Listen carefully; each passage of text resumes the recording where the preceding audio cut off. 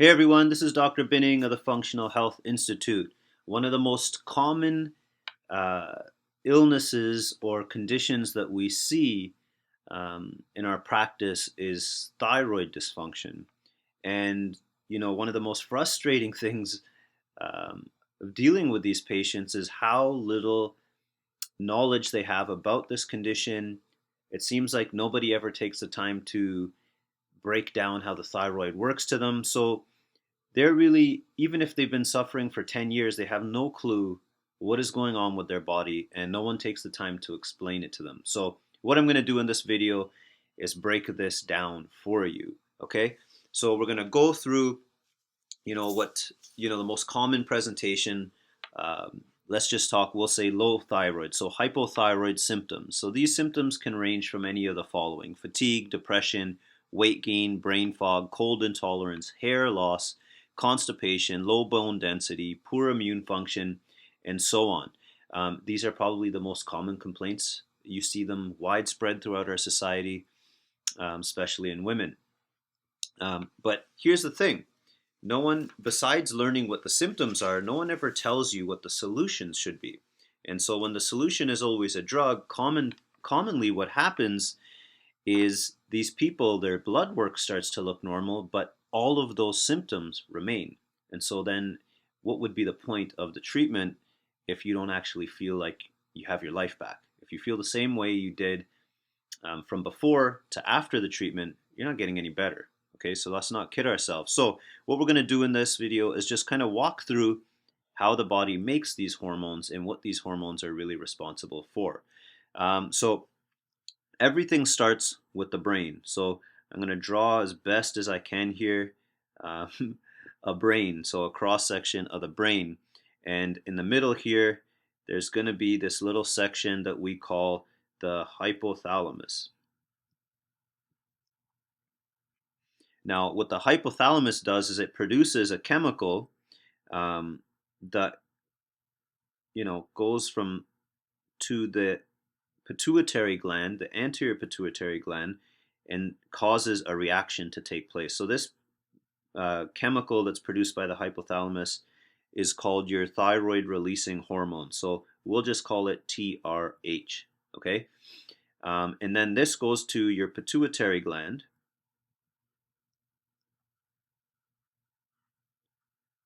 and signals from there the release of a hormone that you will be familiar with that gets produced. Often your doctor will run this blood work called TSH.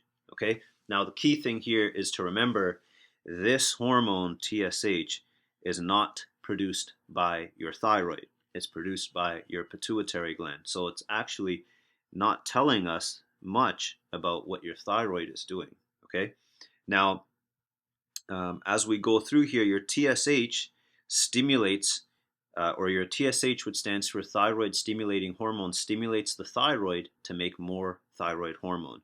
And so here in your neck is this beautiful butterfly shaped gland called your thyroid gland. Okay, and the thyroid gland, once it gets that signal of TSH, makes T4 and T3, but it's predominantly T4. Okay, so I'm going to just leave it as T4.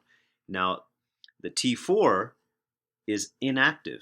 Okay, and the majority of the hormone that gets produced is in this form, T4. And the 4 just, it's labeled T4 because it has 4 iodine molecules attached to it. And because this is inactive, your body has a wonderful system of fine-tuning how much thyroid hormone is active. So the T4 doesn't really do a lot of work, and to get the active form of the hormone, you have to make or turn this into T3. And you probably could guess what this means. It means you stripped off one of those iodine molecules. And this iodine is stripped off by a specific enzyme called 5' deiodinase. Okay, and what that does is it strips off one of those iodines, leaves you with T3.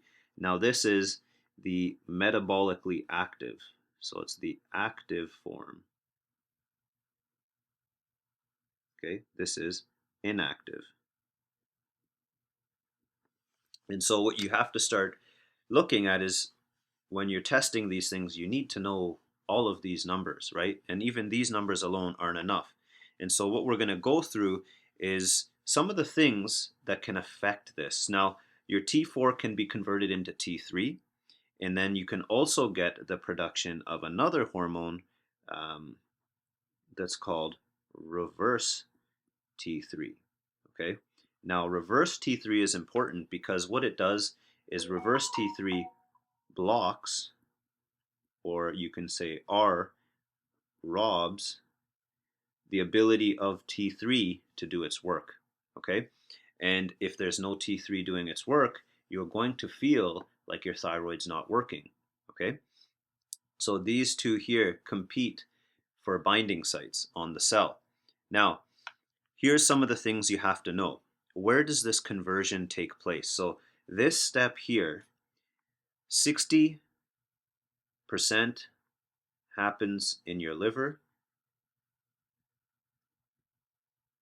and about 20 to 30% happens in your gut. Okay? And so you can imagine that if your gut and your liver aren't really doing their job well, you're going to suffer with in terms of how much of this conversion you can actually get done. Okay? So from there, what you want to look at is what other things can impact this whole production of your thyroid hormone. So when it comes to optimizing that T3, you have to have certain things present. So this enzyme here, 5' deiodinase that makes T3, is an enzyme that is selenium dependent. Okay, and so right away, if people are deficient in selenium, which isn't that uncommon, you're going to slow the function down of that enzyme, slow the function down of your T3, which means you're going to feel like your thyroid is underworking. It's not doing what it's supposed to do. Okay. And you'll present with these hypothyroid symptoms. Now, you also need zinc. Okay. And that it really comes in how zinc, um, like what happens is when you have T3 down here, what I'll do is I'll finish this off. You have the cell. Okay. And the T3 has to bind to the cell to cause a reaction. And where these come in fact is this will try to bind in those sites and block this from happening. Okay. Now, if T3 can get into the cell, there's certain factors that we want to make sure are there. So one of the key factors for improving, okay, so to improve cellular sensitivity to thyroid hormone,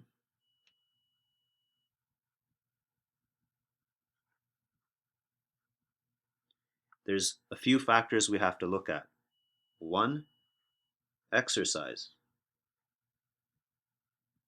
How important is that? Okay. Something that is all up to you. This isn't a drug you're going to take. This is up to you, your daily life. How do you build your habits every day? Do you walk? Do you go for walks every day? Do you hike? Do you run? It doesn't mean that you have to do one specific type of exercise, but think of this as how much do you move your body on a daily basis? Okay. So you need to exercise, you need zinc, and you need vitamin A. Okay? These three things help us increase sensitivity to T3, which means it binds easier, has a bigger effect, and that means your thyroid, your metabolic rate speeds up and you start to feel normal again. Okay? And then on the other side, there's certain things that'll push your T4 to reverse T3 here in the middle. Okay? And some of these factors that we have to list are really important because this is where things start to break down. So the things that'll improve or increase uh, our T3 production, okay,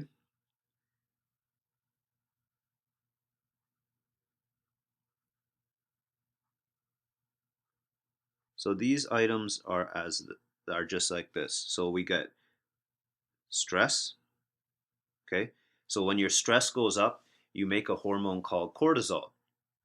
And as your cortisol goes up, we go down this pathway and make more and more reverse T3 instead of the active form. And so we'll present as hypothyroid, okay?